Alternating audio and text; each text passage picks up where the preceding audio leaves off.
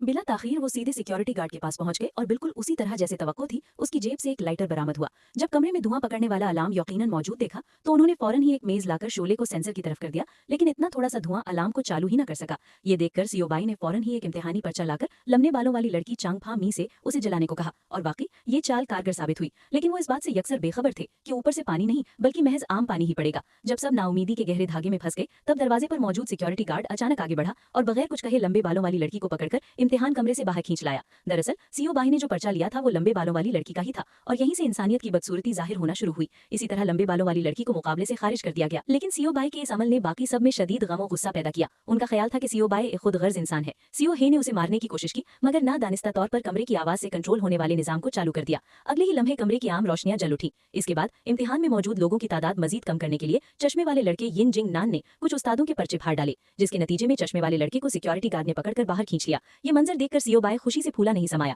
क्योंकि उसका ख्याल था कि लोगों की तादाद में कमी होने से बाकी मानदा लोगों के जीतने के इम्कानात में इजाफा होगा। अब सीओ है उसे मजीद बर्दाश्त न कर सका। उसने सीधा सीओ बाय पर हमला कर दिया, उसे अच्छी तरह पिटा और फिर एक कुर्सी से मजबूती से बांध दिया। लेकिन फिर भी सीओ है मुतमईन नहीं था। उसने सीओ बाय को दरवाजे तक ले जाकर मुकाबले से खारिज करने का फैसला किया, मगर सुनहरी बालों वाली लड़की ने उसे रोक दिया, क्योंकि इम्तिहान शुरू होने से पहले एग्जामिनर ने वाजे कहा था कि सिर्फ वही उम्मीदवार बाहर जा सकते हैं जो रजामंदी से इम्तिहान छोड़ दें। ये सुनकर सीओ हे ने एक पेंसिल निकाली ताकि सीओ बाय को अपना पर्चा खुद गंदा करने पर मजबूर किया जा सके। लेकिन इस दौरान सीओ बाय अचानक होश में आया और बगैर कुछ समझे ये कहते हुए चिल्लाने लगा कि उसे अपनी दवा खानी है। दरअसल सीओ बाय को एक अजीब बीमारी थी, उसे हर घंटे बाद एक खास दवा लेनी पड़ती थी, वरना वो तकलीफ दे मौत मर जाता। लेकिन सीओ हे को लगा कि सीओ बाय झूठ बोल रहा है, मगर अगले ही लम्हे सीओ बाय मुकम्मल तौर पर बेहोश हो गया।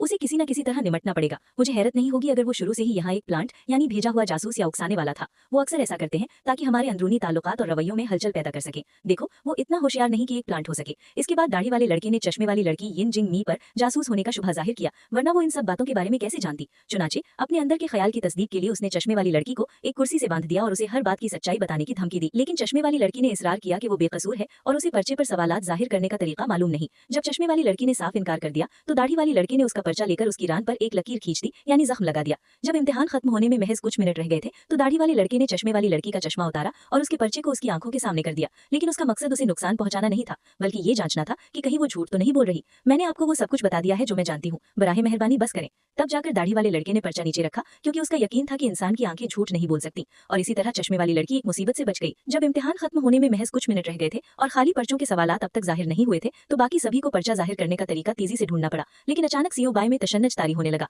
दरअसल सीओ बाय को एक खास बीमारी थी, एक घंटे तक दवा न मिलने पर वो फौरन मर जाता, लेकिन अब उसकी दवा पुरस्कार तरीके से गायब हो चुकी थी। सुनहरी बालों वाली लड़की ने तजवीज पेश की कि सब एक दूसरे के कपड़ों की तलाशी लें, शायद किसी खुदगर्ज ने दवा छिपा रखी हो। लेकिन अच्छी तरह तलाशी लेने के बावजूद कुछ नहीं मिला। तब चश्मे वाली लड़की को ख्याल आया कि दाढ़ी वाला लड़का इम्तिहान कमरे में दाखिल होने के बाद से